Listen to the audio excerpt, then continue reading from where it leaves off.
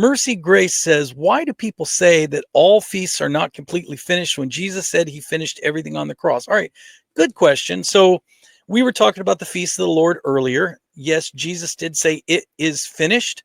What does that mean? It is finished. Well, obviously, it doesn't mean all prophecy. It's not that all prophecy is finished, because he's not ruling and reigning. So many prophecies that he said, that have been prophesied about him and that he himself said are not happening. So he didn't finish everything. It's not that all prophecy is done and sealed up yet. That will come later when he rules and reigns in the millennial kingdom. So we can't say when he's finished and he said it's finished, that it's just a blanket broad statement, because obviously not all prophecy is finished.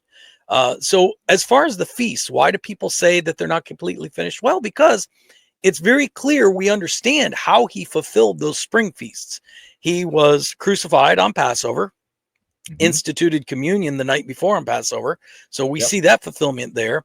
We see that he was buried on the Feast of First Fruits, and he fulfilled also unleavened bread, which was, the bread without sin. His life was without sin. That was a spring feast. And we see how he fulfilled Pentecost or Shavuot. Now, there's some argument there because he wasn't actually present there, but he did send the Holy Spirit, which seemingly fulfilled that feast. So we can kind of look at those first 4 feasts of the springtime and say, check, check, check, check, check. Yeah, these are pretty much all we see the fulfillment. What we don't see the fulfillment for is the Feast of Trumpets, for the Day of Atonement, for the Feast of Tabernacles. We haven't yet seen a fulfillment. So a lot of people speculate that this may have to do with the second coming. The spring feast fulfilled his first coming.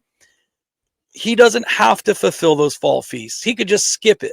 But Hebrews does say that Jesus Christ is the same yesterday, today, and forever. So we can probably safely assume that if he chose to fulfill those spring feasts in order to the exactness that he did, he probably will fulfill those fall feasts. But again, he doesn't have to. He's sovereign God. He can do whatever he wants. So but that's why people say